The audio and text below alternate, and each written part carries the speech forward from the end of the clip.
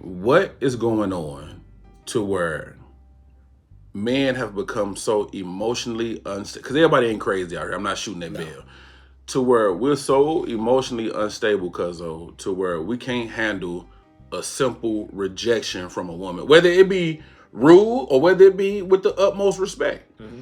What is it that we can't, have our egos become that fragile, dog, to where we can't handle a no thank you, I'm not interested, to where we got to get active on them?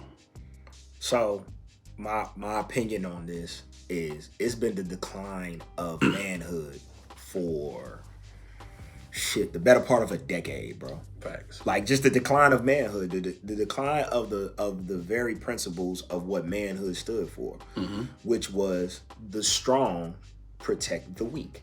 Mm-hmm. The reason why, and we've mentioned this before on this podcast about protect and provide, and people hear that and they don't understand the reason why that is because the woman is the giver of life. Right. She provides life. Right. So your job is to preserve life at all costs. So what's happened is men feel like they're under attack because they're being held accountable. Now, with them feeling like they're under attack, that emotional part of it, especially the ones that don't know how to handle emotion, are being encouraged not to handle that emotion in a professional and or productive way. Like there are so many podcasts and suckers out here that are advocating for bullshit. Word. And people are listening to that and they're becoming emboldened. Word. So now you have you can find what you want on it, and you can always find who's going to agree with you. Mm-hmm. So they are finding people that agree with them instead of looking within self and saying like, hey, what do I need to fix within myself? So then they go out into the streets. This woman says, hey, no thank you, I'm cool. Like, I have this or I have that, I have a boyfriend or whatever.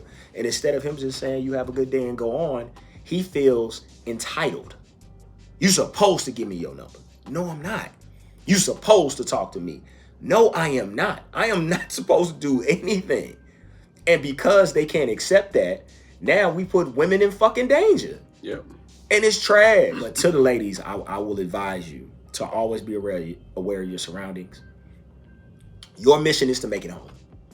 So if making it home is giving him a fake digit on a number, give him a number with one digit off. Yo, I'm glad you said that. You know what I'm saying? Yo, let me interject for a second. Go ahead. So, a friend of mine, she said she absolutely, because she is so terrified out here when it comes to these men, she says she don't care who it is. If a man asks her for her number, she gives it to him without hesitation. Mm-hmm. And I was like, yo, so what about like if you're in a relationship and your guy, she said, he just gonna have to understand. Yeah. Unless he with her, but that ain't happening.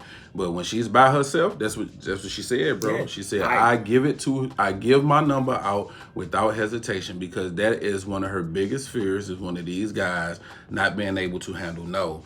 And at first I was kind of like trying to disagree with her, but once she explained it to me, yo, I couldn't help but agree with her wholeheartedly, dog, because it is sad out here. It is sad out here, bro. Insecurity is at an all-time high. That's what we've come to where you have to do things out of fear now. And it just kind of made me think, dog, think about how many women have had to have sex just to kind of make sure that they would make it home at the end of the night, or that they would be safe, because afraid of, if they tell a dude no, if the dude start getting too aggressive with them and they start telling them no, nah, it's too soon or whatever, the dude might flip up on them or leave them abandoned, wherever they may be, or get violent on a dog. Yep.